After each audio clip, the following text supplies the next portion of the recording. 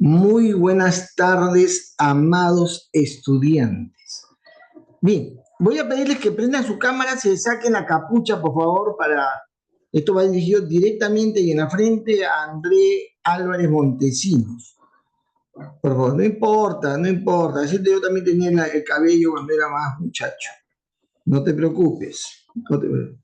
Ya. No, no, está bien, déjalo como está. No, no, lo estás empeorando, lo estás empeorando. Bueno, fíjense, no sé si tuvieran alguna consulta que hacer, alguna pregunta, alguna duda, alguna observación, alguna inquietud, en fin, algo que ustedes, fíjense, especialmente para Mario, estar presente en la clase significa estar atento a la clase, estar atento, ¿ya? No estar prendido nomás la cámara y estar haciendo otra cosa. Yo les pido en ese sentido, pues, actúen con cierta honestidad, ¿no? Mario debe poner su nombre y apellido. Alca creo que se apellida. Si mal no de acuerdo por las alertas que me daba ayer o el día lunes el sistema, ¿no? Entonces, bien. Eh, Mario, ¿tú tienes alguna pregunta que hacer, alguna duda, alguna preocupación, una inquietud, una observación, una crítica, algo que yo pueda hacer como para hacer que la clase llame la atención, en fin, sea de interés para todos? Por el momento no, profesor. Bien, muy bien. Yo hoy día, Mario, y la próxima vez voy a hacerte preguntas diversas, ¿ya? Te pido que prestes atención, porque de esa manera me aseguro que no me esté fastidiando este software que da ciertas alertas, digamos, ¿no? Muy bien, entonces vas a tener que pensar a doble cerebro o concentrarte propiamente en la clase. Bien, entonces, si no hay... Perfecto. Ya.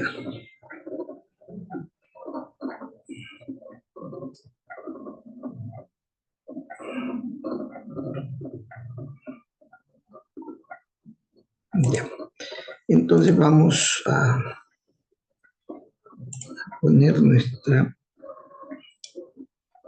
presentación. Nos queda.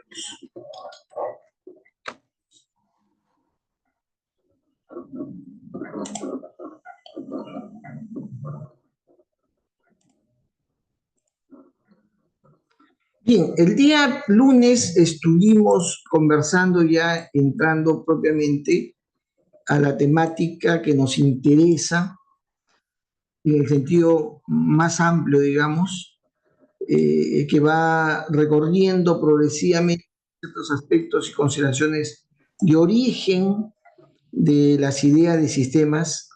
Yo quiero repetirles, mencionarles que cuando se habla de sistemas como un ámbito de conocimiento, un ámbito determinado del conocimiento de la ciencia moderna, hablamos de cuatro corrientes básicamente. Si quizás hay otras, sin embargo son cuatro básicamente, ¿no?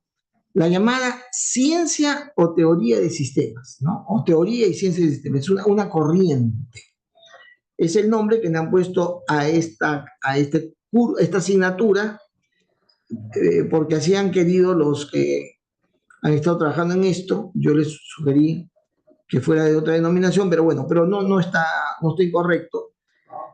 Esa es una corriente que procede básicamente de los científicos naturalistas. Ariel, perdón, Richard Roy, ¿está ahí Richard? Richard, ¿te encuentras presente? Sí, ¿Puedes prender tu cámara si es amable? sí, un momento estoy prendiéndolo.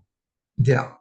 Entonces decía que hay una corriente muy antigua del siglo posiblemente XIX, fin del siglo XIX, que básicamente están congregando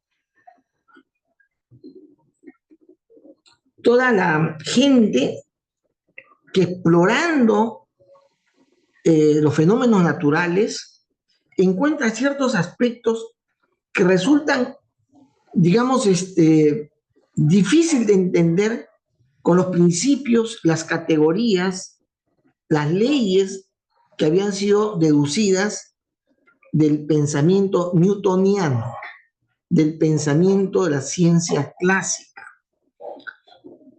Y van planteando las interrogantes y luego los cuestionamientos a dicha ciencia, porque no pueden explicarse a partir de esos principios, de esas premisas de la ciencia clásica, los fenómenos que ellos están observando, que son los fenómenos naturales.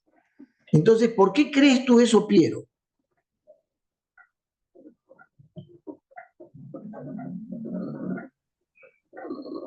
Profesor, disculpe, ¿cuál Piero? Somos dos. Tú, Yo. justo. Ya no sé, Ya. hay otro Piero, no lo veo, espérate.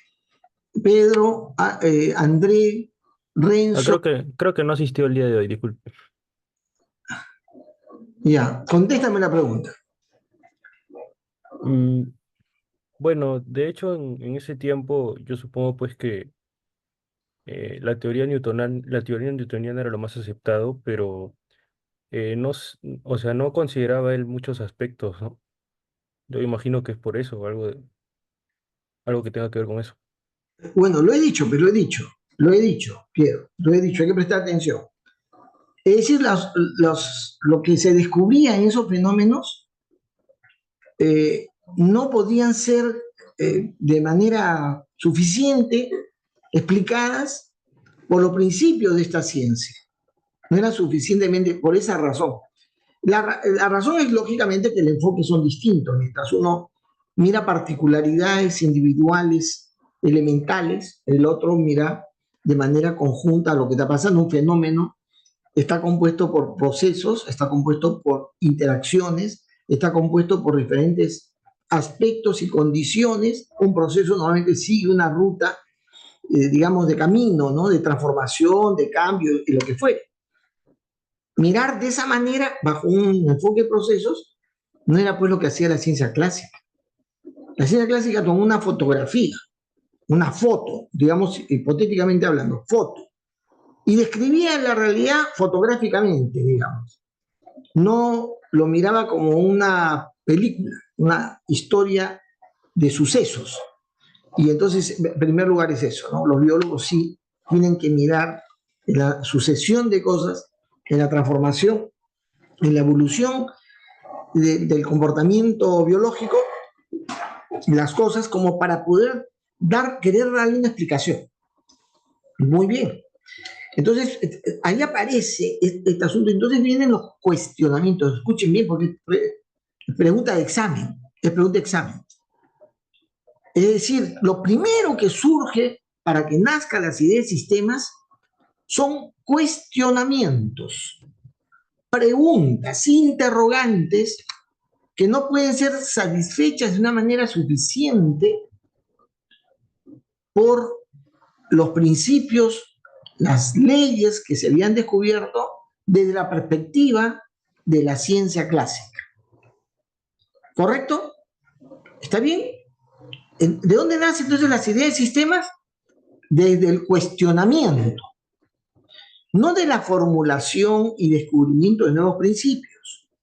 En eso hay que tener cuidado. La gente que no sabe dice, se descubre tal o cual cosa, mentira, no fue así. Empieza las ideas y sistemas por el ejercicio, digamos, de estudio y cuestionamiento de la manera como se quería hacer entender dicha realidad. Diciendo, no puedo, no se puede. ¿De qué manera se puede entender? Estos principios no se ajustan, no es lo adecuado para lo que está sucediendo. Y entonces empiezan los cuestionamientos. Es de ahí donde nacen las ideas iniciales, del cuestionamiento. No de la formulación de una propuesta nueva, no. Lo novedoso va a venir luego, Primero es el cuestionamiento. ¿Y esto cómo lo entiendes? ¿Y esto otro? ¿Bajo qué consideraciones lo vas a entender? Y entonces los científicos clásicos simplifican, tratan de reducir lo más que se pueda para quedarse con el tema más minúsculo, para eso tratar de dar un entendimiento. Y los biólogos, los naturalistas, más que solamente los biólogos, sino también los naturalistas en general, no les resulta satisfactorio. Hacer eso es una barbaridad. Entonces es ahí donde va a empezar la teoría de sistemas, cuando a comienzo del siglo XX, esos biólogos van a empezar a escribir sobre esos fenómenos. Ya no lo dejan a un lado porque no se ajusta al entendimiento de la ciencia clásica. No se deja, antes se dejaba de lado. Esto no se entiende por la ciencia clásica, mejor ni lo tocamos. No nos interesa. Nos interesa lo que es científico, entre comillas, y eso debe obedecer al entendimiento de los principios clásicos.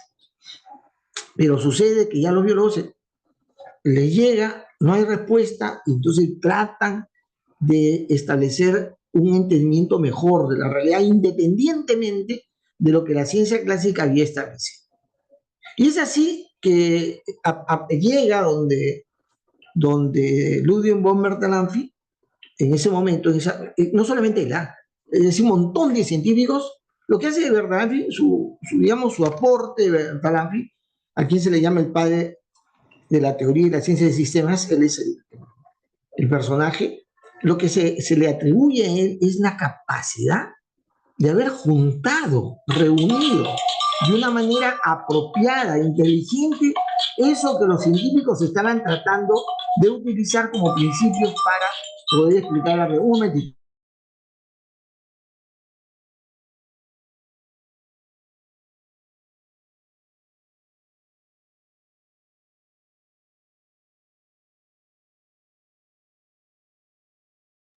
Y entonces, ¿verdad? Hace un ordenamiento, una propuesta, y son varios escritos la que hace a partir, un poco antes de los años 30. Y posteriormente eso se va a juntar, esos escritos. Usted cuando leen la teoría general del sistema, lo que están leyendo son diferentes artículos que se escriben en diferentes épocas y luego se reúnen ya en un orden lógico, en un orden temático. En la teoría general de sistemas, el libro son varios artículos, varios ensayos que se hacen, que se escriben en diferentes épocas, en diferentes momentos, pero luego se recopila, independientemente de cuándo se escribió uno o el otro, se ordena de manera, digamos, sistemática para un mejor entendimiento de las ideas que se dan. Bertalanffy escribe, y no escribe pues sacado de su ingenio solamente, sino también del aporte de otros científicos. Y aparece la ciencia, la teoría y la ciencia. Primero teoría y el año 54 se convierte en ciencia. O se reconoce como ciencia, más que se reconoce como ciencia dicha teoría. Luego aparece Segunda Guerra Mundial, mucho tiempo después, quizás 2 décadas después. Viene una guerra terrible. No, primero vino la Primera Guerra Mundial, 1919, ¿no? 18, 19, por ahí empieza. Y sucede una situación que cambia las circunstancias sobre las cuales los países tratan de desarrollar su maquinaria industrial más orientado al tema de guerra. La Primera Guerra Mundial es una preparación por las circunstancias de ir desarrollando la aplicación del conocimiento científico en términos de construcción de maquinarias, equipos, pero principalmente para la guerra. Y entonces, Segunda Guerra Mundial, más o menos, no 1939 me parece, arranca, y hay una situación más complicada, porque ya los alemanes han estudiado bien durante mucho tiempo la manera como desarrollar una estrategia eficaz para el dominio militar de Europa. Y se embarcan pues en una guerra fantástica. Ustedes saben que Alemania, en esa época, antes de la Segunda Guerra Mundial, era el país más desarrollado. Junto con Estados Unidos, los que más elaboración del conocimiento científico tenía. Los grandes gurús pensadores que ha habido el siglo XX han surgido de esta conjunción de europeos pegados, digamos, a la raza aria y judía. Es una cosa, una conjunción. Van a ver, cuando ustedes ven los científicos, fíjense de dónde nacen y cuáles son sus raíces, sus antecedentes. Y un buen grupo de los más pintados son alemanes, los genios. Y además muchos de ellos tienen raíz judía. Es bien raro que eso sucedía. Y el país más desarrollado, más educado que estaba viendo en el siglo XX, se manda a una guerra de conquista militar y queriendo el dominio político del mundo, no de Europa inicialmente, no de Europa. Y se lanza con todo. Y esa guerra fue intensa. Ustedes saben cómo le llamaban a la guerra que se inició conquistando Polonia, yendo hacia adelante. ¿Cuál es el nombre que se le dio a esa guerra inicialmente? Si alguien sabe, ustedes han estudiado historia, ¿no? Han aprobado. Se llamó la guerra relámpago. La guerra relámpago. Por la espectacularidad, la rapidez con la que los alemanes lograron ir venciendo las, digamos, descuidadas defensas que habían en los países y fueron tomando país tras país. Rapidito nomás. Hay toda una cosa interesante para la ciencia del sistema, para la ingeniería de sistemas, perdón, de estudiar en base de qué aspectos lograron los alemanes tal eficacia. Porque la ingeniería de sistemas va a estudiar eso, para que, digamos, definir planteamientos estratégicos para aplicarlos en otro ámbito, pero que fueron efectivos, fueron eficaces. Es decir, también atacaron Francia. Francia era inviolable, no sé, pues era un país con historia, con cultura, intocable, ¿no? Luego se las agarraron con Inglaterra, que es el país más poderoso del lugar, y lo bloquearon a Inglaterra. Lo tuvieron bloqueado durante buen tiempo. Sí, no podían salir sus tropas afuera del país porque los alemanes lo bombardearon Londres, bombardearon las principales ciudades. Los alemanes lograron esa situación, ninguna situación tan difícil, y entonces crear formas estratégicas, producir el armamento que pudiera contrarrestar los armamentos de los alemanes, que eran mejorados permanentemente. O sea, que querer contrarrestar eso hizo que en Inglaterra apareciera el trabajo interdisciplinario llamado investigación de operaciones militares, o investigación operativa inicialmente, investigación operativa. Y en Estados Unidos se le llamó ingeniería de sistemas, pero cuando ya Estados Unidos le tocaron la puerta y ellos salieron también, y entonces aparecieron estos trabajos interdisciplinarios. Es ahí donde aparece este concepto de ingeniería de sistemas. Es un concepto. Ojo, no es una carrera, es un concepto. ¿Qué cosa es la ingeniería de sistemas? Ya usted lo sabe, es una interdisciplina.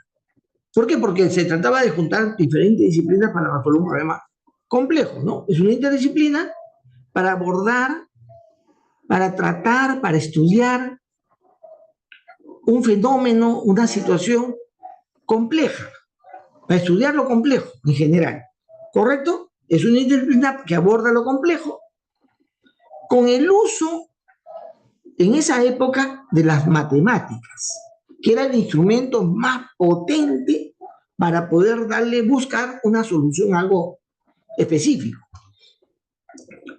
Pero no era la matemática se hacía secas, sino del modelado matemático.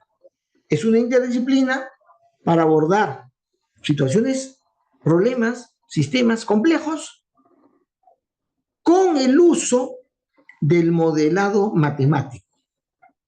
Si usted pone una ecuación, ahí hay un modelo. Una ecuación cualquiera y es un modelo. Es decir, es la formulación matemática de algo y eso es lo que se debe utilizar. Por supuesto que ahí la matemática ya había avanzado algo. Luego de la Segunda Guerra avanza mucho más la matemática. Se crean esas matemáticas avanzadas, las matemáticas complejas aparecen luego de la Segunda Guerra Mundial como de uso común. Pero ahí se utilizó la matemática la mejor que se tenía para modelar nuevos sistemas, para modelar cambios en la forma como se estaba dando la guerra, para cambiar las armas, mejorarlas, optimizarlas, hacerla mejor. Entonces, la ingeniería de sistemas, por lo tanto, repito, usted no tiene que pasarse este concepto. La ingeniería de sistemas no es una carrera, ¿ya? No es la aplicación de la ciencia, aunque uno dice así, ya después uno se va a decir así, pero no, es un trabajo, la ingeniería de sistemas es una labor, un ejercicio, ¿ya? Interdisciplinario, es decir, donde profesionales de cierto grado de entendimiento, o sea, una interdisciplina, que va a enfrentar o va a afrontar un tema complejo. Con el uso del modelado, principalmente matemático, para formular una solución, un sistema nuevo, o mejorar un sistema existente, o eliminar el sistema. También se usa para la ingeniería de sistemas. Entonces, ojo, segunda corriente ingeniería de sistemas. No nace, ojo, no nace, vuelvo a repetir, porque si usted me responde con esta expresión, que es, digamos, la aplicación de la ciencia de sistemas para resolver problemas, jalado. Porque no nace de esa idea de aplicar los principios de la ciencia de sistemas, porque esto está corriendo por otro lado, por los científicos naturalistas, los biólogos, está en otro mundo. No, la ingeniería de sistemas nace simplemente porque profesionales conocen sus materias, se junten para resolver un problema complejo. Con la ciencia, con la tecnología, con lo que le dé la gana, con su criterio, lo que fuera, con la experiencia ya dada, con lo que sea. No se me dejó entender, pero haciendo uso de modelos matemáticos. ¿Está bien? Yo quiero que no se confundan, ¿eh? Porque mucha gente no entiende lo que es la ingeniería de sistemas. Y no puede ser que un estudiante de la uni de ingeniería de sistemas no se ubique en lo que está estudiando, no se ubique en la historia de los sistemas. Y así aparece. Y una de las cosas que se aporta más adelante vamos a ver, es la metodología. O sea, esa conjunción de gente de diversas especialidades para un tema, otras especialidades para otro tema, que es no se puede imaginar en medio de la guerra, es una cosa dinámica, estresante, en la cual hay que construir una bomba, pues, antiaérea o sumergible, que hay que crearla con dominio y conocimiento de materias que varios especialistas tienen. No es una cosa que se va a desarrollar en este tema en una vorágine, en un huracán de necesidad, con una urgencia. Estaba de por medio la vida de millones. ¿Cuántos murieron en la Segunda Guerra Mundial? A ver, ¿quién sabe? ¿Cuántos murieron? ¿Quién tiene ese dato? Ya están googleando, ¿no? Si quiere googlear. A ver, Jeff, ¿cuántos murieron? Entre casi 40 millones en total. ¿Cuánto? No te escuché bien. 40 millones. 50 millones. Gracias, Jeff. Dato. Es decir, morían por cantidades. ¿Cuánta gente murió en el COVID? También googleé, no hay problema. ¿Cuánta gente murió por el COVID en esta pandemia que ha pasado? O que está pasando, no sé todavía. Hay gente que está enfermando, por si acaso, ¿no? Use mascarilla. ¿Cuánta gente ha muerto por el COVID?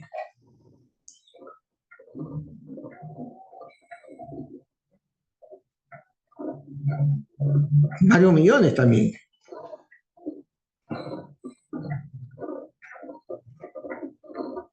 es bueno ver eso. Mire, si por la pandemia también hemos estado desesperados. Imagínense en la Segunda Guerra Mundial. Pero en esa vorágine, en esa situación tan dramática, debido a muerte dramática. O sea, tú, si vivías en Europa, un día podía estar muriendo tu vecino, tu familia, tu hermano, tu padre, en fin, dependiendo de dónde cayera la bomba, los bombardeos, los ataques, o pisar a alguien en una mina, etc. Era una cosa terrible. Pero esa condición fue la que permitió que los diferentes expertos pudieran hacer el esfuerzo, juntarse, de pensar conjuntamente, utilizar las herramientas más potentes, en este caso las herramientas de las ciencias formales, y ir dando solución, y sirvió. Tuvo un gran impacto. O sea, cuando termina la Segunda Guerra Mundial, hay pues un gran impacto. Ingeniería de sistema. Y se le considera como padre de la ingeniería de sistema a David Arthur Hall, ¿no? A David Arthur Hall. Hall es ¿por qué? Porque él va a extraer de esa experiencia una metodología, que es la que conjuga todo lo que, como hacía cada quien, cada grupo de trabajo, cada equipo, la solución. Y luego, más adelante, en los años cerca de los 50, en una universidad de Arizona, la Universidad de Arizona, va a meter dentro de la universidad la posibilidad de que se enseñe lo que es propiamente ingeniería de sistemas. O sea, Moore dice, bueno, pero esto que es muy importante, vamos a meterlo como componente de conocimiento en la formación profesional. No crear una carrera, eso hubiera sido una tontería, porque hay que darle ingeniería de sistemas, conocimiento de ello, al biólogo, al forestal, al médico, al ingeniero civil, al médico. O sea, no me dejo entender. Era una interdisciplina con uso modelado. Quienes necesitaban conocer esto eran gente de diferentes disciplinas para que la interdisciplina se hiciera más potente. Y así se piensa. Luego, posteriormente, va a ser el MIT. La universidad, ustedes saben, la más prestigiada, la primera universidad en el mundo, el Tecnológico de Massachusetts. Esa universidad va a ser la que impulse la enseñanza, pero no en la formación profesional, porque es una interdisciplina. Es una interdisciplina. Es decir, ya, así segundo. El tercero viene le expliqué la vez pasada, lo que se llama la cibernética.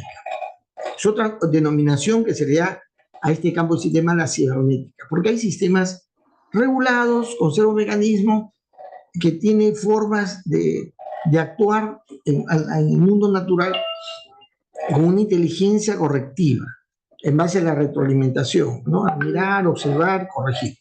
Esa idea, que se llama el modelo cibernético, lo va a tomar científicos. El padre de la cibernética es Norbert Wiener, en una línea totalmente distinta. También aparece en el marco de los estudios naturales, ¿no? De la biología, de las ciencias naturales. Nace también la idea de los animales, de la manera como se produce la comunicación entre animales, y que esto, cómo se aplica esa lógica de comunicación y de interacción, también cómo se podría aplicar a sistemas construidos o artificiales. Ese esfuerzo viene en una época que tiene el aporte de la cibernética va a ser en la forma de razonar los fenómenos. Ya el científico moderno que se introduce al tema de la interdisciplina, al campo propiamente de los principios de sistema, tiene un enfoque distinto, se le va a añadir la idea de entender la realidad ya no desde qué cosa es lo que sucede, porque eso es lo que heredaron de la ciencia clásica. O sea, se quiere entender qué sucede, ¿no? Sino que ahora, con el planteamiento de la cibernética, se eleva la pregunta y dice el por qué sucede y para qué sucede. La ciencia ya no se queda solamente en entender esto pasa acá está la explicación, sino a qué se debe que eso pase, cuáles son las reglas que están en la secuencia causal o en la determinación futura, es decir, se le llama en su enfoque teleológico, o sea, de lo que se busca, en qué está la razón del comportamiento de algo en la naturaleza, en la realidad. Ese es un planteamiento muy interesante, nuevo, que luego, hoy en día, vamos a utilizar como el concepto de inteligencia. Es decir, cuando un componente tiene inteligencia, es porque le introducimos estos preceptos que provienen de la cibernética. Querer entender cuáles son las reglas que han producido algo. Ya no me interesan solamente el algo, sino las reglas que están por encima de ese algo. Y ahí esas reglas tienen toda una explicación, un entendimiento, y entonces en esa capa se ubica la cibernética. Y luego aparece otra cibernética, la cibernética de segundo orden. La primera cibernética es de Wiener, pero hay una cibernética mayor todavía, mucho más compleja, que es la cibernética de segundo orden, que es de Forster. Forster es el padre de la cibernética de segundo orden. Todo esto es pregunta de examen, ¿eh? Y eso, la cibernética se introduce años 50 por ahí, años 50. Pero pasa el tiempo y hay unos pensadores europeos, de Inglaterra también, estos bandidos, empiezan a aplicar la ingeniería de sistemas a diferentes temas, pero notan que hay cierta deficiencia. La ingeniería que se puso famosa, era la última chupada del mango, era lo máximo. No había un tema complejo y realmente novedoso que no fuera afrontado, mirado desde la ingeniería de sistemas, no había. Pero estos científicos que pertenecen a la Universidad de Lancaster, llamados por eso lancasterianos, ustedes van a escuchar lancasterianos, es que dicen, pero hay ciertos temas que la ingeniería de sistemas no puede abordar, ¿ya? Y enumeraron los temas, ¿ya? Y entonces dijeron, hay que buscar una forma de hacerlo. El padre de esta nueva corriente, que se le va a llamar pensamiento de sistemas. Ojo, no se le va a llamar pensamiento sistémico. Es otra cosa. Pensamiento sistémico es una expresión que refiere a cualquier persona, grupo, que piensa las cosas de una manera particular, holísticamente, ¿ya? Pensamiento sistémico. Pero pensamiento sistémico es una corriente que está basada en dos principios filosóficos fuertes: la fenomenología y la hermenéutica. Más adelante voy a explicar. Y aparece esta gente, y en los libros que publican le dan palo a la ingeniería de sistemas, le dan palo, diciendo que la ingeniería de sistemas es insuficiente, así como los de la teoría y ciencia de sistemas decían que la ciencia clásica era insuficiente. Estos tipos, para la ingeniería de sistemas, que como digo, ya era tan famosa porque había mandado cohetes a la luna, había dado vuelta al mundo, habían hecho cosas maravillosas. Sin embargo, ellos salen con el cuento, con este asunto, la crítica de que no era suficiente. Los escritos del padre del pensamiento de sistema, que es Peter Szekler, Peter Szekler es el padre, Peter Szekler, el padre del pensamiento de sistemas, él pone claramente viene todo el debate, pero la gente dice, este más se defiende, pero dice, no, nosotros no podemos resolver cualquier cosa. No, mentira, no puede, esto no puede. Y es verdad. Y se lleva a reconocer que verdad, que habían ciertos vacíos en la cual el ingeniero de sistemas no podía darle solución a las cosas. Y entonces aparece esta corriente que va a proponer, con Peter Szekler, lógicamente, Peter Szekler, el autor, una nueva metodología. Ya no el análisis de sistemas que es la de Arthur Hall, sino es una nueva metodología de Szekler que se va a llamar metodología de los sistemas blandos. Pero los que pertenecen a esta línea no les gusta que se diga blando, sino soft. En inglés, soft. Metodología de los sistemas soft. Porque la palabra soft,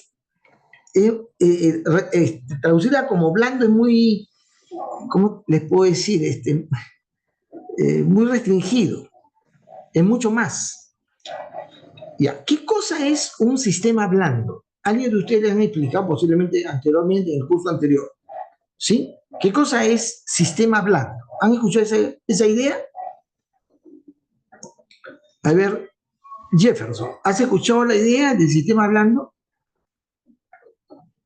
No, profesor. A ver, André, te sacaste la gorra y se te fueron las ideas. Está bien, está la justificación. ¿Qué cosas es? Ojo, tienen que tomar nota, porque si ustedes cometen el error de responder mal en el examen, esa pregunta, sí los jalo a que todo el resto esté bien. Un sistema blando es un sistema al que no se puede comprender de una manera clara, que no se puede, hay problemas para entender qué se trata, y menos se puede saber cómo deberíamos resolverlo.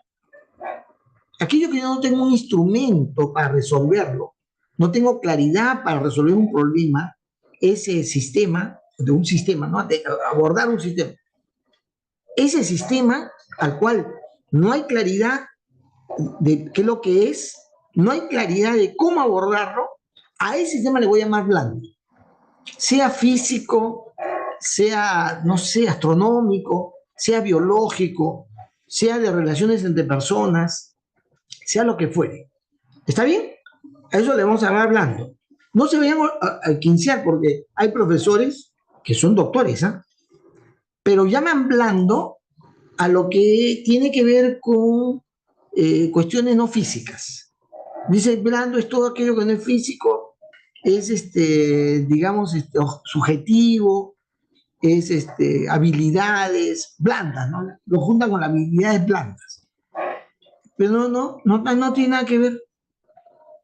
Sheklan se refiere, cuando habla de los sistemas blandos o soft, a aquellos sistemas cuyo comportamiento, primero, cuyas características es difícil de comprender, de entender, de observar.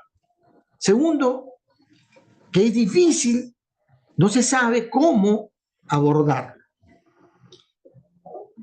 Sale esa corriente.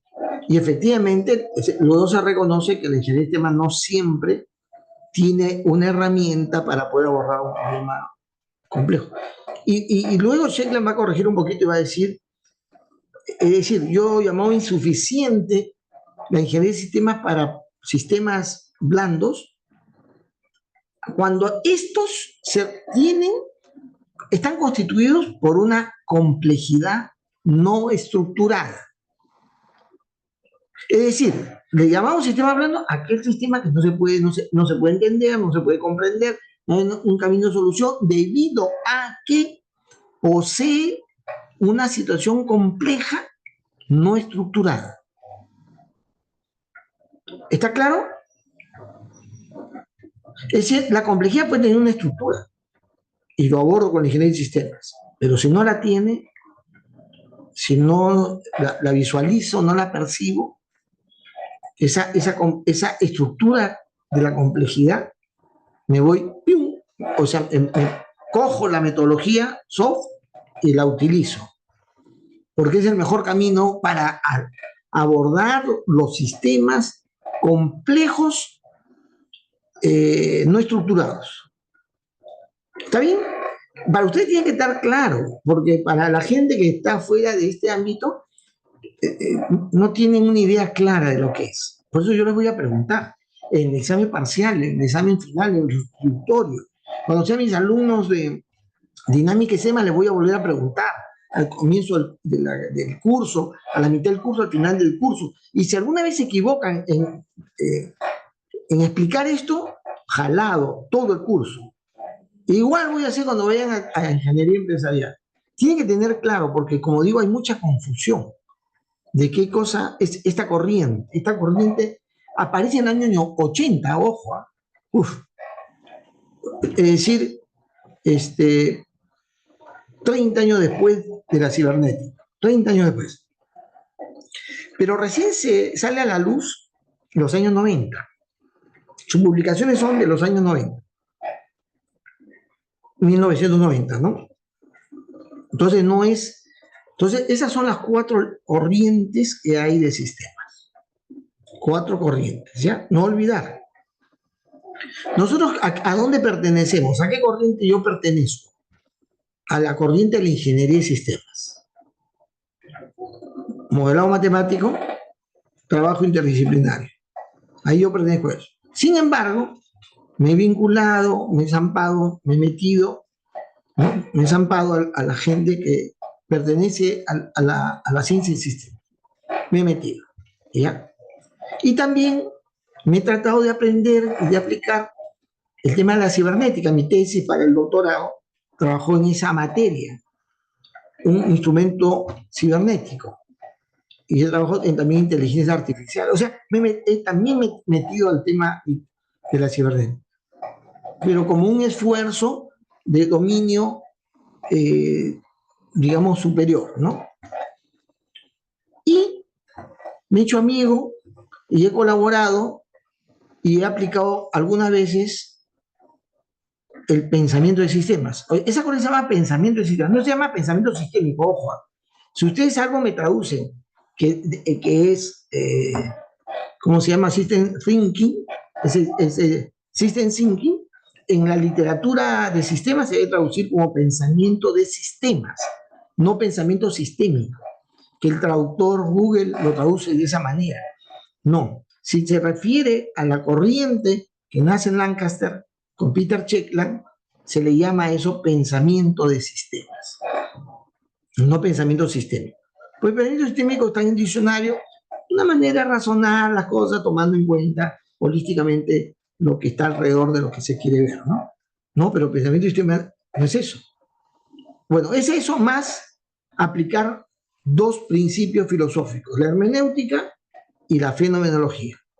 ¿Cómo se aplica esto? Yo después, en la clase que venga para esto, les voy a explicar. Pero cualquiera no tiene pensamiento sistémico, pensamiento de sistemas, perdón. Cualquiera puede tener pensamiento sistémico, pero no cualquiera puede tener pensamiento de sistemas. En la facultad, el pensador de sistema más encumbrado, más famoso, se llama Ricardo Rodríguez Ulloa, ¿no? El profesor Ricardo, es que es ahora jefe de investigación de la facultad, es el pensador de sistemas, pero yo no pertenezco de origen a su escuela. Ahora yo colaboro con él y soy miembro del Instituto Andino de Sistemas, cuya marca principal es el pensamiento de sistemas. Yo pertenezco a él, pero yo soy ingeniero de sistemas, amigo de los pensadores de sistemas, ¿ya? También yo formó, juntamente con otros, la Escuela Latinoamericana de Pensamiento y Diseño Sistémico. La mayoría son pensadores de sistemas, ¿ya? Yo soy ahí digamos, casi un invitado excepcional, ¿no? Porque yo soy ingeniero de sistemas. No pertenezco a esa corriente directamente, pero la conozco y puedo interactuar con ellos. No tengo todo el dominio que ellos tienen, que es fantástico, pero trato de aprender, ¿no? Trato de aprender y hasta de copiar, copio y pego, cosas que ellos hacen. Bien, muy bien. Entonces, ¿qué perspectiva aparece con esta aparición de las ideas de sistemas a partir de los naturalistas? Como decía, hay una manera de ir abordando progresivamente y dándole forma a estas ideas de sistemas desde el querer abordar los temas de la biología, ¿no? Ellos fueron, pues, lo que, digamos, tuvieron la necesidad de pensar las cosas en forma articulada, completa, como si fuera una, entre comillas, totalidad. El concepto de totalidad se discute en varias literaturas de filósofos de sistemas, discuten a qué se le llama total, qué se podría llamar total. Porque como todo, desde el punto de vista de sistemas, todo está relacionado. Cuando nosotros observamos un sistema, delimitamos una parte de algo que es mayor. Es decir, esa parte que yo delimito, pues todo como sistema no es todo. es solamente una parte de algo mayor. Por eso siempre hay algo más. Por eso está el principio, ¿no? Nunca un sistema está completo en sí mismo, siempre hay algo más. Porque el todo es más de lo que yo observo. ¿Está bien? Es decir, ¿qué cosa es el todo? ¿Dónde está el todo? Yo pensaba que el universo es el todo, ¿ya? Pensaba eso. Pero uno de los científicos de sistemas más renombrados, que es Ilya Prigogine, ¿no? Se le da un premio Nobel y una de las cosas que desarrolla y explica, y sobre la base de descubrimientos de otros científicos, es que el universo se expande, el universo se enfría. Para que algún objeto se enfríe, ¿qué se necesita? ¿Qué se necesita para que algo se enfríe? A ver, desde el punto de vista de la física. A ver, Richard, ¿qué se necesita? Que está perdiendo calor o que se está deteniendo en los movimientos de sus moléculas. Perfecto. Has dicho lo correcto. Esa es la respuesta. Para que algo se enfría, la energía calorífica debe ser disipada o transmitida fuera del objeto que se enfría. ¿Correcto?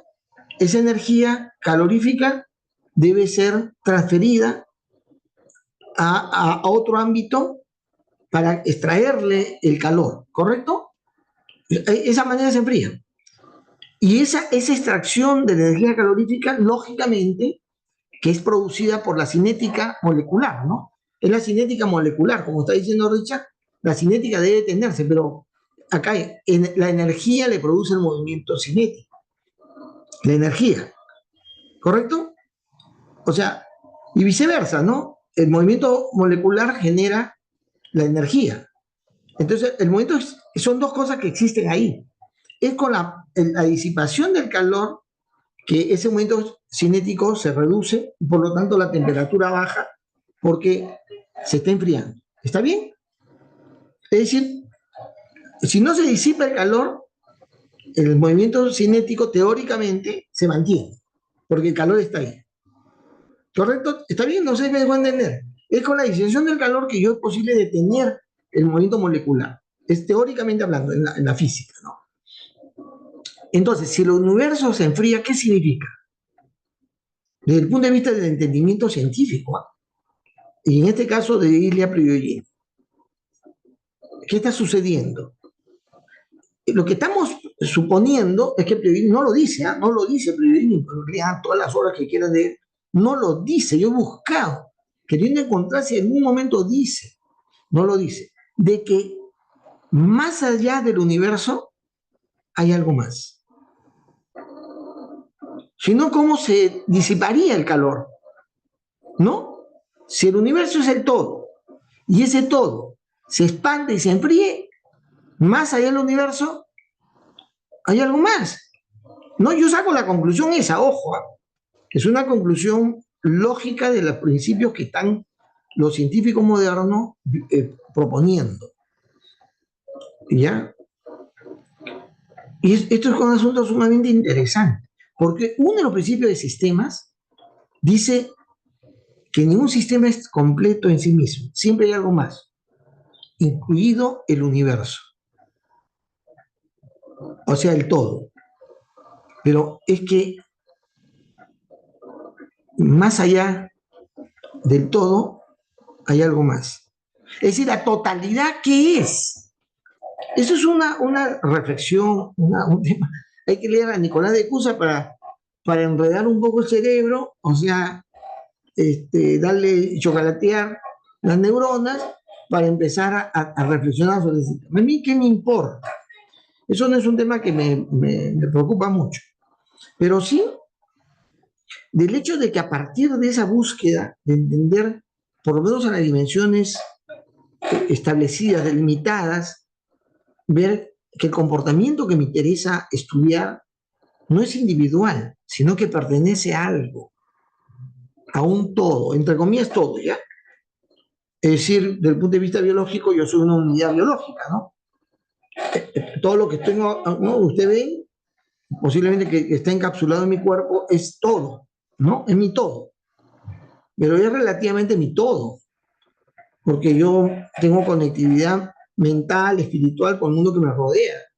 No es todo en realidad, ¿no? Pero yo puedo decir que físicamente hay una unidad ahí. Y ese afán de la biología le da forma a una serie de preceptos y de consideraciones para poder entender mejor la realidad biológica. Pero el afán que tiene el científico de esa época es encontrar una explicación, un entendimiento de lo que era la vida, el enigma de la vida. Es decir, es la época. Hay una época en la cual los científicos están deseosos de saber cómo se origina la vida, qué pasó, el Big Bang de origen, o la creación, lo que fuere. Ellos están interesados. ¿Dónde aparece? ¿En qué proceso? Aparecen todas las teorías, evolución, estas de las clonaciones, etcétera. Aparece una serie de teorías de la mutación, queriendo decir de dónde aparece la vida. Y también los científicos consideran importante entender el enigma de la vida para poder preservarla, para poder crearla, ¿no? Para poder mantenerla. ¿Sí o no? Hasta el día de hoy, la ciencia quiere, y lo ha logrado, ha logrado que nuestro tiempo de vida, nuestra esperanza de vida, se amplíe, ¿sí o no? Se ha logrado que se amplíe un poco. Algunos creen que es posible generar ahora vida. El avance de toda la ingeniería genética, el tema de la inteligencia artificial está dando posibilidades increíbles. Acuérdense, la ciencia, en el afán de clonar células de la misma, ¿cómo se dice?, del mismo objeto vivo, ¿no? Para reproducir la vida, ya no con la fecundación, la conjunción del óvulo y el esperma, ¿no? Acuérdense eso. Lo han logrado muy bien y exitosamente en el campo de los vegetales. Eso, todo este tema de la vida, y así, en este afán, es que surge una manera más apropiada, una mejor manera, una manera más excelente de abordar la realidad, que es desde el punto de vista de sistemas, ¿no? Bueno, esto hace que se supere, pues, lo que antes hacía el científico clásico, que se afanaba por reducir la realidad a elementos, a partes, aplicando una metodología que se llama la analítica, el proceso analítico, y va cambiando de entendimiento de la realidad, articulándolo e incorporándolo en una visión más amplia en la que se descubre que cada aspecto de esa realidad tiene una vinculación al mundo que le rodea, a la circunstancia que le rodea, y esa circunstancia que le rodea al mundo entero. Esto es un asunto impactante, porque antes un trabajo de ingeniería, un trabajo de ciencia, daba sugerencias para atacar un tema en particular, pero le preocupaba un pito, lo menos posible le interesaba saber qué consecuencias podía tener la aplicación de algo, de un conocimiento, de un constructo nuevo. No le interesaba. Todo el tema del calentamiento global, de la deforestación, nace de una forma de ver la realidad de una manera fraccionada, de manera particularizada, separando y reduciendo lo que yo quiero entender, para atender un requerimiento de alguien que quiere tener éxito, querer generar su beneficio. Y toda esta consecuencia que hay hoy en día por una visión no de sistemas de la realidad. ¿Ya? Y esta manera de entender va a incorporar un aspecto moral que está, como digo ahí, ontológicamente relacionado a su base filosófica, a la base filosófica del entendimiento de sistemas, que la realidad que observamos, el sistema que observamos, la realidad que observamos, no está sola, está interactuando con un mundo más grande. ¿Ya? Esa perspectiva va a dar un carácter un tanto diferente. Es más, el científico de sistemas de esta corriente inicial se va a sentir él mismo partícipe de lo que puede suceder. No, su constructo es parte de su entendimiento.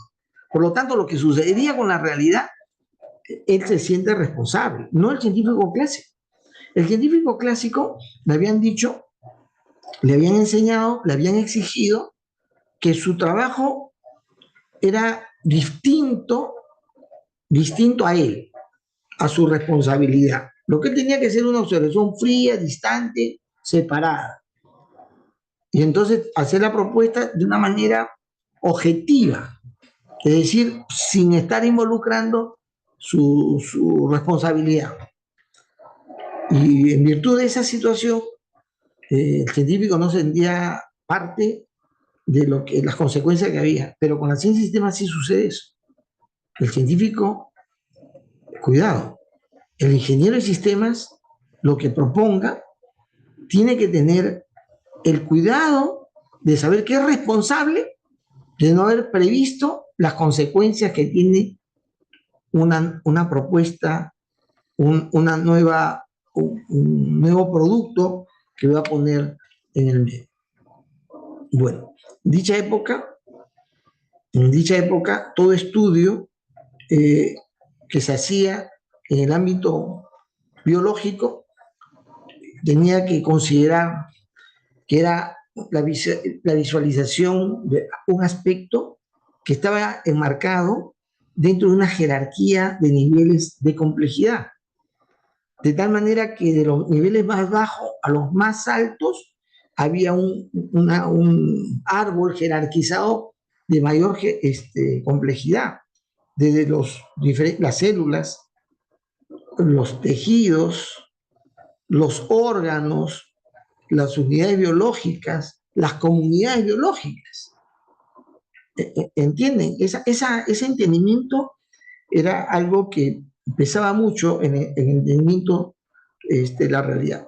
El mundo, o sea, esa exploración y esas conclusiones que nacen en la biología van a tener consecuencias luego en todo lo que se hace en el campo de sistemas.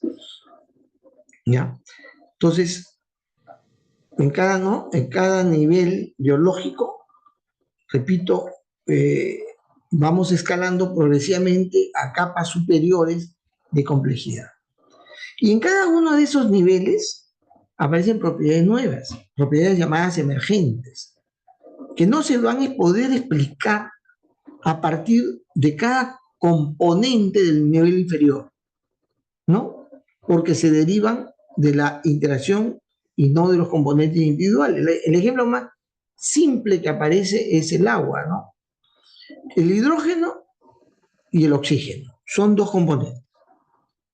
¿De qué naturaleza son el hidrógeno y el oxígeno? ¿Cuál es su naturaleza? Son gases, ¿correcto? De una entropía alta. ¿Ya? Pero cuando lo mezclo en esta conjunción que denominamos en su fórmula H2O, hidrógeno y oxígeno, ¿de qué naturaleza es? Ya no es gas. Ya no responde a las reglas, a los principios, al comportamiento de gas, sino de líquido. ¿Cuánto de tu cuerpo es líquido? ¿Cuánto de vuestro cuerpo es líquido? Googleen. ¿Cuánto del cuerpo humano es líquido? ¿Cuánto es, Jeff? Un 70%. 70% de nuestra composición, 70% somos líquidos, somos una gota de agua, un botón de agua. ¿Sí o no? No, líquido, ¿no? Líquido. Pero, ¿cómo estamos, cómo nos vemos, cómo nos constituimos? ¿Qué naturaleza tiene este líquido que se ha mezclado con otros aspectos, digamos, ¿no? Se ve sólido, ¿no? Se ve bien sólido. Yo estoy haciendo ejercicio, ¿no? Para impresionar, y uno ve sólido, ¿no? Al ser humano. Es que hay la articulación de los componentes van a hacer condiciones de comportamiento y de consistencia de naturaleza diferente en cada capa, que no se puede explicar por lo que se da en los factores de las capas más bajas del desarrollo de la complejidad biológica, ¿no? En la década de los 30, pues sucede esta aporte. Aparece la teoría general de sistemas, ¿no? Lógicamente, impacta, ¿no? Va a impactar, pues porque la gente ya estaba, estas interrogantes y cuestionamientos ya estaban bastante amplias. Y cuando aparece la obra de Bertalanffy, que se llama originalmente Teoría de los Sistemas Generales, posteriormente Teoría General de Sistemas, va a haber un impacto. Porque muchos científicos dicen, caramba, si esto es lo que estábamos necesitando, esto es lo que yo quería decir. Esto está acá articulado como algo que yo he observado, ¿no? Cuando expone la TGS, lo que hacen muchos científicos es decir, está bien, o sea, hay alguien que ha podido expresar lo que yo no podía expresar. La realidad obedece a otra manera de entender. Entonces, y esta es una forma que va a parecer que resulta novedosa. ¿Cómo es que la ciencia debería estudiar los fenómenos naturales? Inicialmente naturales, porque Bertalanffy escribe muchos de sus escritos en ese libro están referidos a sistemas abiertos o sistemas biológicos. Por eso se dice que el enfoque que tiene la teoría del sistema es organicista. O sea, tiene una articulación a partir de los elementos biológicos, ¿no? Ya después, como ya les he comentado, años 40, 50, aparece un gran interés por los estudios interdisciplinarios, empujado por la experiencia de trabajar de una manera, pues, urgente, acelerada, casi estresada, de cosas que sirven para poder vencer frente a una situación de guerra, ¿no? Pero aparecen esos estudios interdisciplinarios descubriéndose que hay aspectos, digamos, del conocimiento humano que no ha sido abordado por una ciencia, porque la ciencia se ha ido especializando cada vez más ceñidamente en algo, más ceñidamente abandonando el resto. Y acá hay una expresión de Norbert Wiener en su obra La cibernética y la comunicación entre animales y máquina. Esa obra es muy interesante, léanlo. La parte introductoria él va a llamar a lo que hace la ciencia de su época como un ejercicio de estudio que deja extensas tierras de nadie. Extensas tierras, o sea, de que no se abordan. Por la existencia de una ciencia fragmentaria, totalmente atomizada una de otra, y que no articula una visión más completa de la realidad. Este desarrollo, ya luego, posteriormente, ya hemos dicho, años 80 y 90, va a aparecer el pensamiento de sistema. Un movimiento que también se basa en un entendimiento de totalidad y de las propiedades que surgen de ver una realidad en su totalidad, ¿ya? Y entonces eso vamos a ver. No sé si hay alguna pregunta que ustedes desearían hacerme. Si algo requiere una mayor explicación. Perdón un segundito. Si no hay preguntas, vamos continuando. Perdón.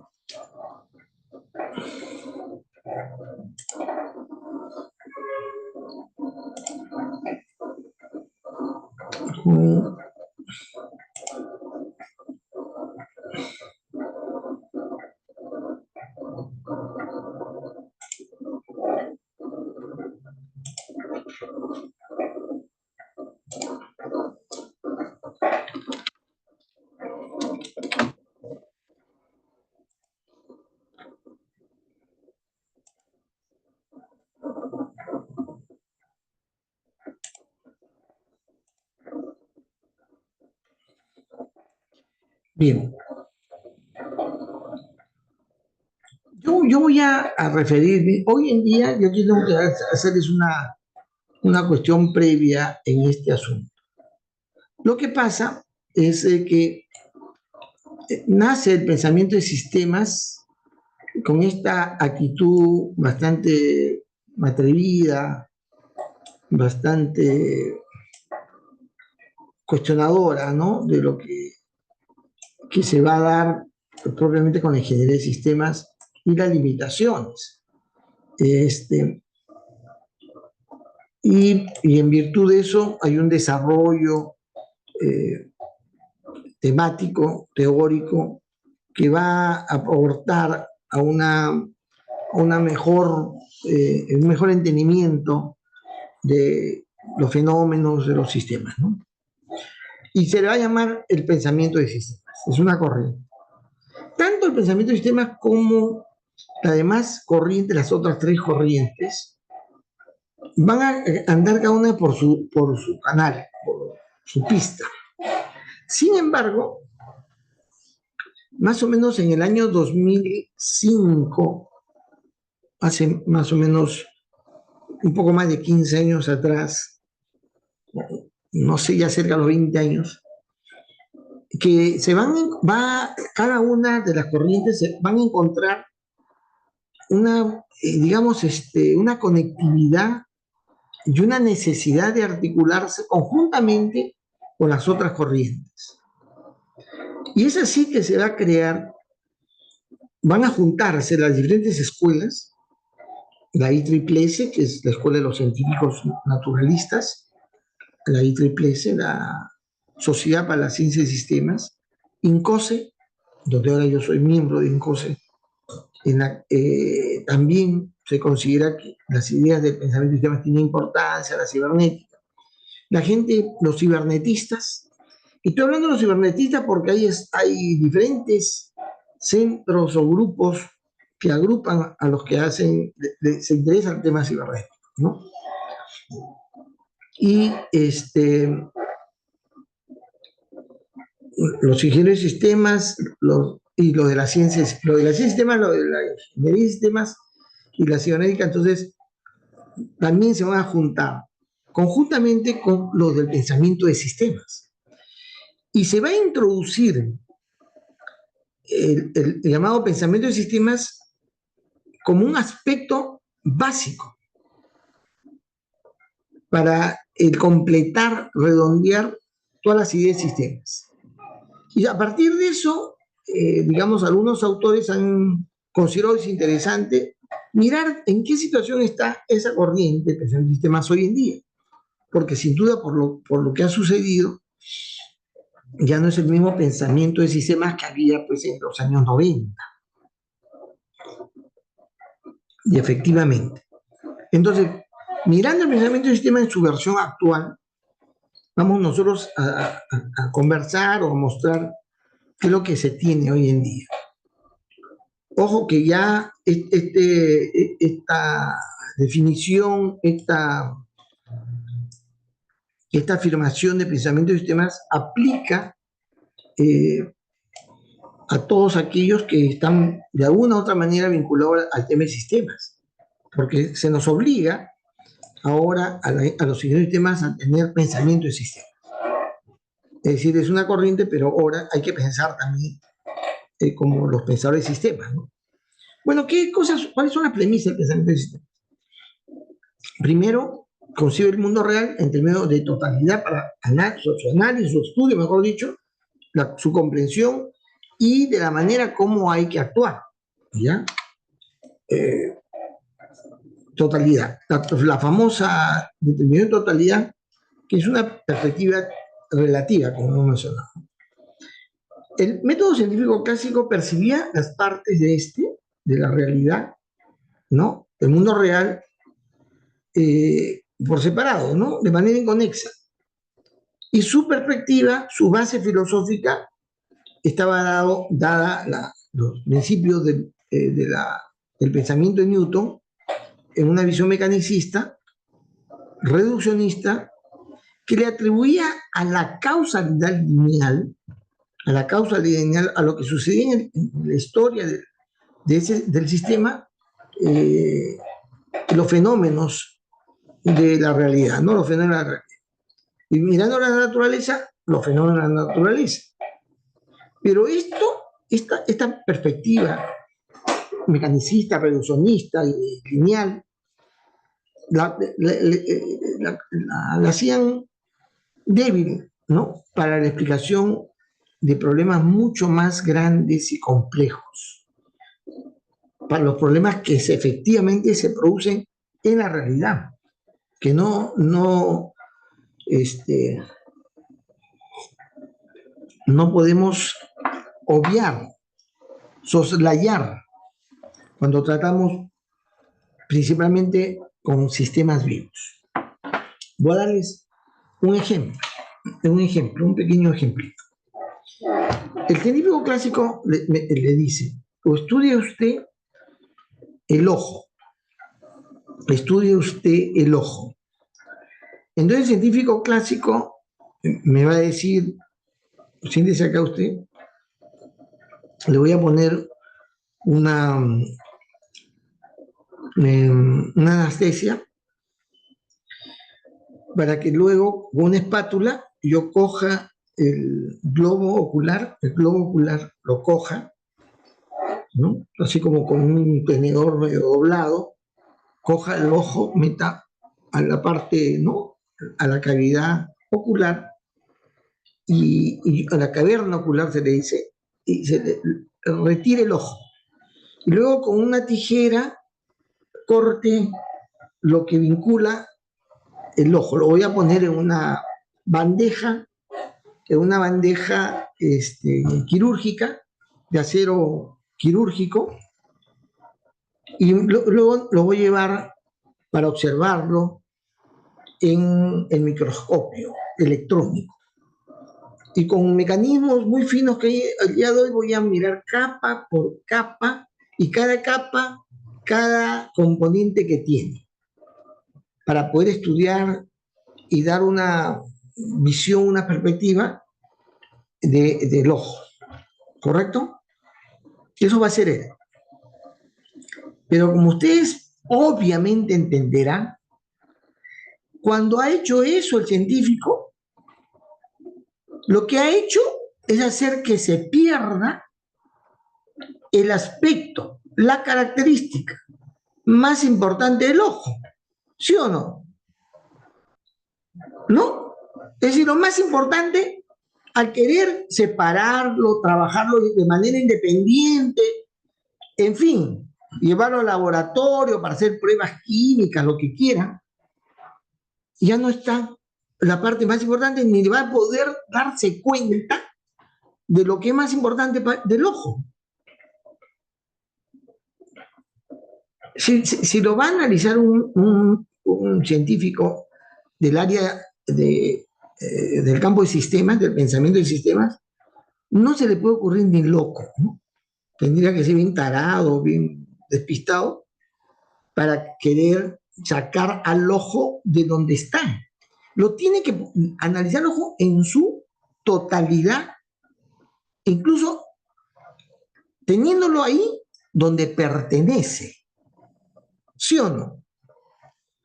Ni siquiera me va a poner anestesia, porque peor, también igual sería un error que me anestesie. Para poder analizar el ojo, lo mejor que va a hacer es que yo esté libre, descargado de cantidad de azúcar, de mucha sal, para que no tenga problemas visuales, y recién me va a poder estudiar. O va a estudiar mi ojo. Esta es una diferencia burda, le estoy dando un ejemplo burdo, pero que se producía de manera constante en lo que el científico clásico hacía, separar un aspecto, un componente de la realidad para estudiarlo de manera independiente e inconexo de donde éste pertenecía.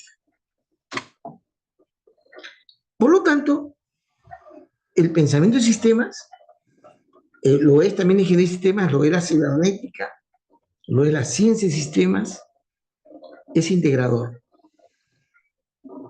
Tiene que entender las cosas en forma integrada. Tanto el estudio que hace de la realidad como sus conclusiones se proponen en términos integrales, no independientes de la realidad que lo contiene. Propone, el pensamiento de sistemas, la ingeniería de sistemas también, propone soluciones en las cuales se tiene que considerar los diversos componentes, pero también las relaciones que conforman la estructura de aquello a cual nosotros vamos a estudiar y vamos a considerar como sistema. Decir que es un sistema, en esa época que aparecen estas ideas, es un presupuesto. Es un presupuesto. Es decir, yo voy a presuponer que es un sistema. Diciendo que esto es un sistema. Eso voy a presuponer. Y si es un sistema, tiene que obedecer a los principios, a las características de un sistema. Claro que luego se convierte, como hemos dicho anteriormente, en un propósito ontológico. Es decir, es lógico que sea así. Ya no hay discusión. Es lógico que está bien. No es que, pero nace como una manera nueva de querer entender la realidad no fraccionada. ¿Entienden? Entonces yo podría decir también, oye, lo que estoy viendo no es un sistema, es otra cosa. Y bajo esa premisa tienes otros principios, otras connotaciones, otros presupuestos. Si tú dices, yo voy a observar la realidad como sistema, entonces tienes que usar los presupuestos, los principios, los elementos que caracterizan y que te dan cuenta de esa realidad como sistema. Y claro, como sistema, ya el enfoque sistema, la teoría de sistemas, la ciencia de sistemas, la ingeniería de sistemas, ya ha articulado sus ideas muy bien, es fácil. Porque yo lo que agarro es, entonces este es el marco, estos son los principios, así voy a observar. Si yo lo tengo que observar como sistema, pues tengo que aplicar lo que corresponde para entenderlo correctamente como sistema. Entonces, por eso tome en cuenta todo aquello que conforma el entorno del sistema definido, el cual algunos le llaman visión holística, ¿no? Y por lo tanto, se dice que hay una base filosófica que sustenta esta búsqueda, este entendimiento, o que sustenta esta posición llamado el holismo. Y holos viene del griego, que significa, se traduce como entero, entero. No todo, o sea, holos incluye todo, pero lo incluye, pero como si todo estuviera articulado. No sé, me dejo entender. Yo voy a comprar al mercado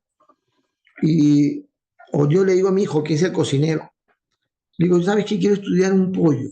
Quiero estudiar. ¿Me puedes conseguir un pollo? Ya, papá me va a decir, ¿no? Tú se va al mercado. Y le va a decir el que vende pollo, al pollero. Le decía, ¿sabe qué? Véndeme un pollo completo. Sí, le retiro las uñas. No, no, no, no, es para mi papá. O sea, lo quiero con todas sus partes, ¿no? Porque él tiene que, seguramente va a considerar todas las partes. Me trae el pollo pelado, con las plumas a un costado, el pollo con todas sus partes y sus piezas. Y entonces me dice, acá está papá, para que lo estudies. No le digo, yo no, yo si voy a tener una visión holística, no lo quiero al pollo muerto en primer lugar. No lo quiero partido al pollo, separado en partes. Cuando se dice porque estudia las partes, no, es que esas partes pueden estar ahí, pero no me sirven de nada para entender el sistema si estas están separadas unas de otras. Le digo, no, me fregaste. Yo lo quiero entero al pollo. El día siguiente va a ir, ya, señor. No, no, no lo corte, no lo corte, ya, déjalo así. ¿Y las plumas? No, también déjale las plumas. Ya, lo único que ha hecho le ha cortado el cuello nada más y me lo trae. Igual, ¿no? Está entero, con su cortecito en el cuello para que sangre. Y yo le digo, no me sirve. ¿Sí o no? Ese está entero, ¿sí? Sigue estando entero. Anteriormente trajo entero, pero lo trajo partido. Separadas las partes. Ahora las partes están unidas, pero el pollo no opera así. Digo, no. Ah, papá habla bien, pues. ¿Tú cosa quieres? ¿Cómo le llaman este? Pollo parado, se dice, ¿no? Pollo parado. Entonces va y pide el pollo parado, ese pollo vivo. Entonces lleva su canasta, no lo mete ahí al pollo y me lo trae. Yo le digo, está bien, ahora sí puedo estudiar al pollo de alguna manera, aunque no de maneras holísticas. Aún me falta algo. Ya, pero ¿qué cosa? Llévame a la granja San Vicente. No sé si ustedes han ido a la granja San Vicente. Es una cancioncita de la San Vicente bien bonita. Donde los niños del colegio los llevan a la granja. Me llevan a la granja, mi hijo, y ahí observo el pollo en medio de su corral, con sus gallinas, sus pollitos, su comidita. Y es ahí donde yo tengo una mayor proximidad a la aplicación de este concepto holístico. ¿Correcto? Es mirar un sistema en su ámbito, cuando se dice entero, porque no ha perdido su conectividad con el mundo que lo rodea, no lo ha perdido.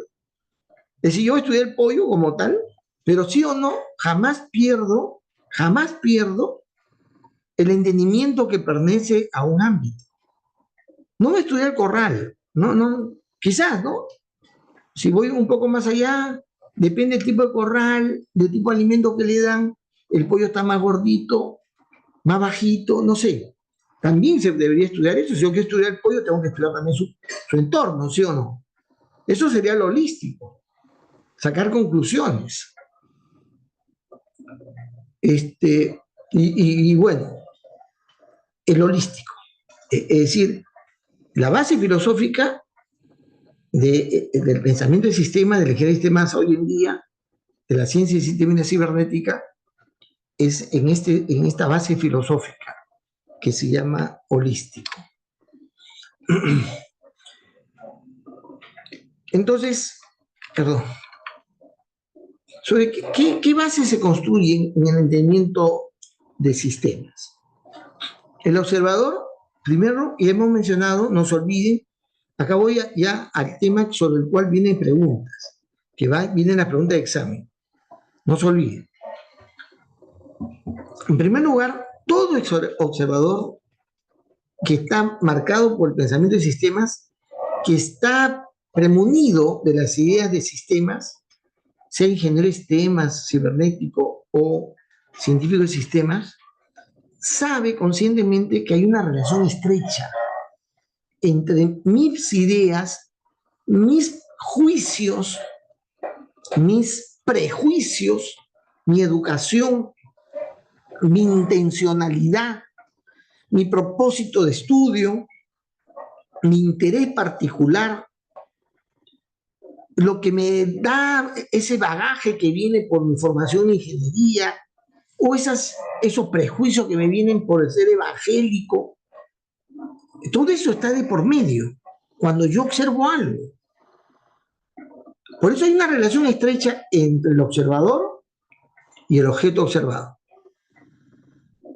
Porque yo voy a observar lo que mis capacidades, mis limitaciones, mis prejuicios, mis juicios, mis intereses están indicándome.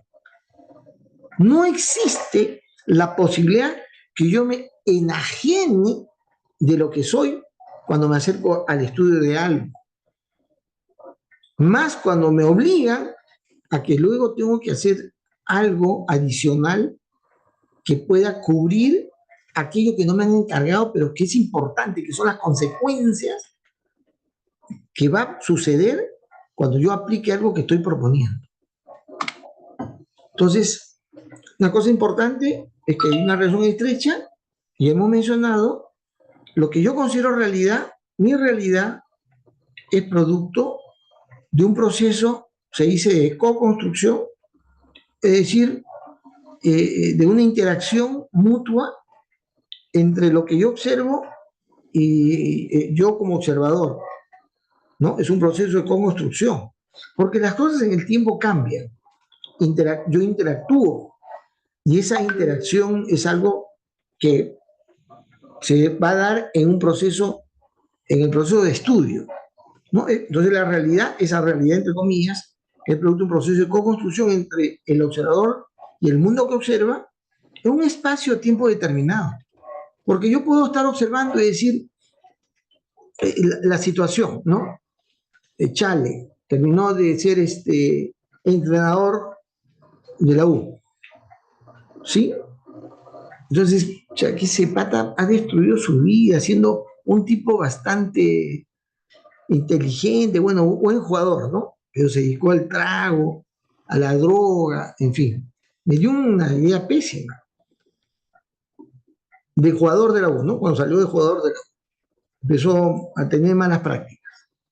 Pero luego fue entrenador, y fue un entrenador exitoso, ¿no? Mi opinión cambió un poco. Fue entrenador de la selección, ¿sí? Y fue también entrenador de la Alianza. ¿Alguno de ustedes de la Alianza? Gracias a Dios. Entonces fue también entrenador de la Alianza, y ahora le han hecho homenaje a los aliancistas. Parece raro, ¿no? Pero fue entrenador y lo sacó campeón a la Alianza. Fácil, para alguien de la U fácil. Pero bueno, el asunto es de que hoy en día está muerto. Falleció Roberto Chale, ¿no? Ha fallecido. Entonces, la gente que está hablando de Roberto Chale, una maravilla, Chale. Ha estado enfermo mucho tiempo, ¿sí? ¿Pero consecuencia de qué? ¿De haber jugado fútbol? No. De la pichicata, del trago. ¿Por qué le pasó esto? A veces sucede que ciertas personas entran a temas que no pueden salir luego. Creen que pueden salir, que son valientes, que, no, yo tengo voluntad sana. No, él no pudo salir jamás de su situación en la que estaba y se llegó a esta situación. Cuando observamos la realidad, ¿sí o no? Nuestra observación va a estar condicionada a una situación determinada, espacio-tiempo. Las cosas cambian. Nuestra propia perspectiva cambia. Nuestra propia perspectiva. Yo soy hincha de la U, ¿no? Ahí está mi camisa crema, hoy día por Chal. Soy hincha de la U. Y podría, como la mayoría de la gente de la U, están haciendo homenaje, un héroe nacional, es Chal, un héroe nacional. ¿Sí o no? La mayoría están diciendo eso. Que no hay un paradigma, no sé, puede ser una leyenda del fútbol peruano.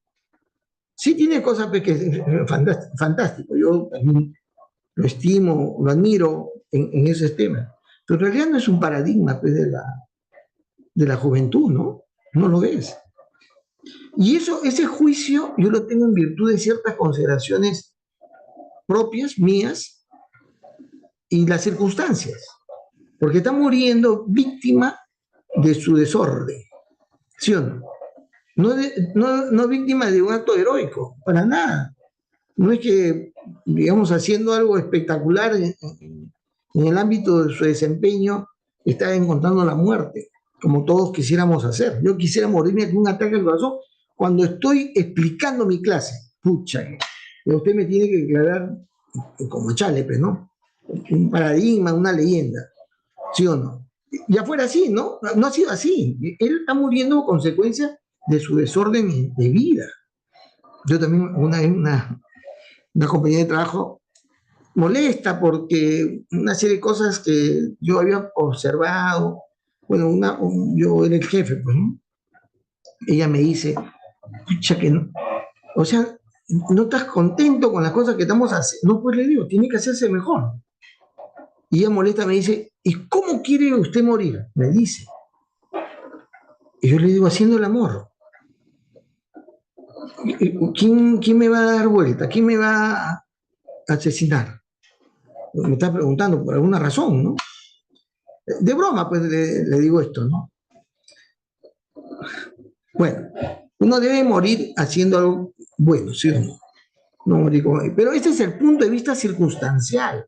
Repito, cuando nosotros, el pensador de sistemas mira, o el ingeniero de sistemas mira la realidad, hay unas circunstancias, hay una condición, espacio-tiempo, que te hace ver las cosas de una manera.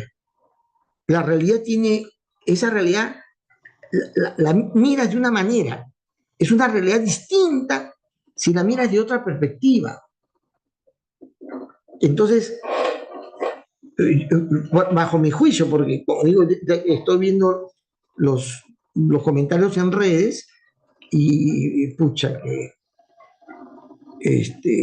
Chale, es una maravilla, pues, ¿no? Cada quien tiene su visión bajo circunstancias, tiempo, espacio, que le permite ver la realidad. Entonces la realidad es algo que no es, que está fuera de uno. Entre comillas, la realidad, entre comillas, es algo que es de uno. Cuando esta es la realidad, yo digo, esta es la realidad, la describo. Estoy describiendo lo que yo veo, yo observo, yo entiendo de lo que es la realidad. Pero lo que yo entiendo, lo que yo veo, lo que yo observo, lo que yo percibo, no es la realidad. No es, nunca será la realidad. Sino es una forma, una manera de entender, de observar dicha realidad. Por lo tanto, la realidad que se describe por varios observadores es propio de cada uno y no siempre mi observación de la realidad es común para otros. Siempre será una manera personal y particular de entender la realidad. No sé si en esto está claro. Esa es la base filosófica que se llama fenomenología. La fenomenología dice eso, que un observador tiene una visión particular de realidad, pero es una visión particular, parcial, propia de la realidad. Otro observador puede tener otra visión propia y particular de la realidad. ¿Cuál es la mejor observación de la realidad? Todas y ninguna. Ninguna porque todo es parcial, ¿no? Es prejuiciada, ¿no? O sea, ninguna es la más correcta. Y a la vez son todas correctas, porque cada una obedece a una manera sincera de ver la realidad. Es decir, todo puede decir, está bien, esa es tu visión correcta de la realidad, yo tengo otra visión también correcta de la realidad. Principio de complementariedad, ¿no? Diferente forma de entender la realidad. Se debe distinguir siempre entre lo que es el mundo real y lo que cada observador observa de ella. Lo que cada uno observa para sí de esa realidad. La consecuencia de esta perspectiva, que la vamos a llamar sistémica, la vamos a llamar fenomenológica y la vamos a llamar hermenéutica, es que hace posible ver el sistema o el fenómeno ya no como que tiene una sola forma de entenderse, sino que puede puede existir diversas comprensiones de la realidad en función de cómo los que están involucrados en su estudio y en su destino van entendiéndola, van comprendiéndola, surgiendo de esta manera este concepto que hay en sistemas de la llamada variedad interpretativa. Es decir, un ingeniero de sistemas, un pensador de sistemas, un cibernético, un científico de sistemas desea, aprecia, valora diferentes formas de entender la realidad y de interpretarla. No se enoja. No, yo soy el que la está viendo bien, yo soy el que la comprende. No, eso es para los científicos clásicos o para los idiotas, pero para la gente inteligente, y en especial la gente de sistemas, sí le interesa que haya diferentes entendimientos de la realidad y te la exprese. Porque de esa manera, lo que tú no ves, otro la puede ver. ¿Está bien? Aún tú cojas un grupo para que te dé una variedad interpretativa amplia, juntando todas esas visiones interpretativas, aún así no puedes decir que esa es la visión mayor, mejor, final, total. No, siempre hay algo más. Siempre puede haber otra visión de la realidad.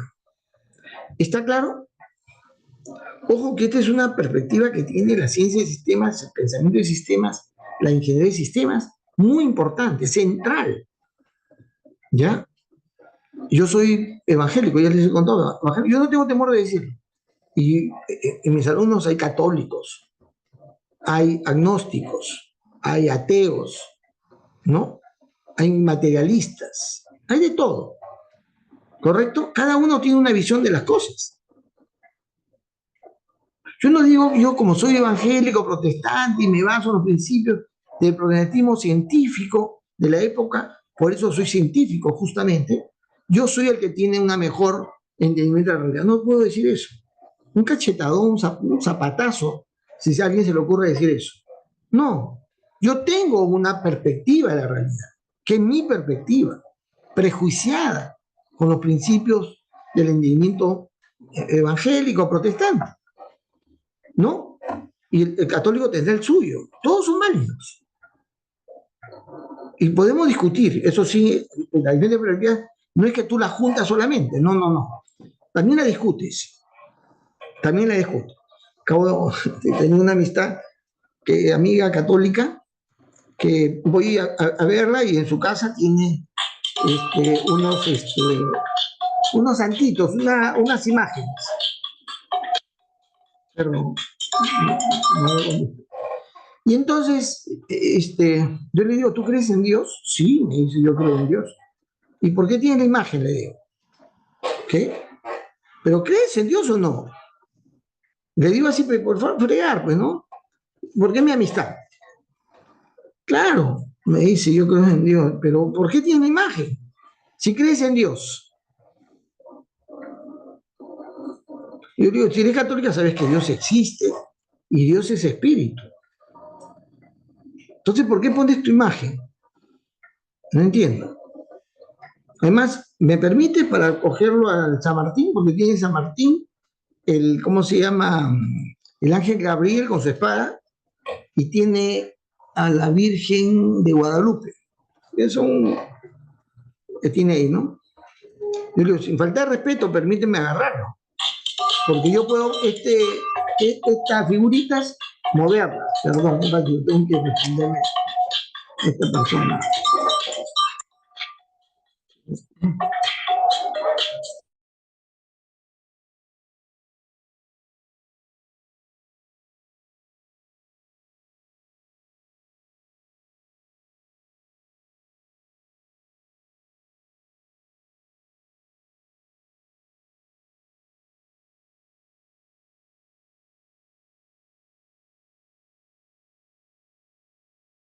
Disculpe. Entonces, la próxima clase vamos a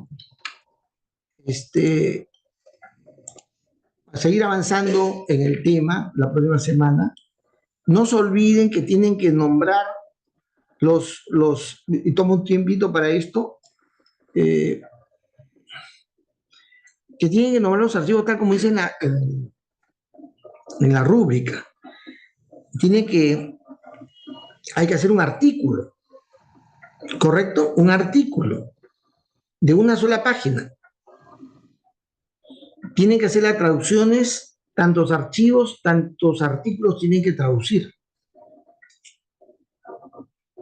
Y el PowerPoint, o sea, la presentación en PowerPoint, y tener un video, grabar un video de 3 minutos explicando al mundo entero algunos de los aspectos o temas que están ahí, lo ponen en YouTube, y un archivo TXT o un archivo texto, solamente con el URL, sin ninguna letra adicional, ninguna palabra adicional, ni una letra, ni un signo, nada, solamente BPA, y todos tienen una denominación que en la rúbrica se explica. Muy bien, joven, entonces nos encontramos la próxima semana. Que todo les vaya bien.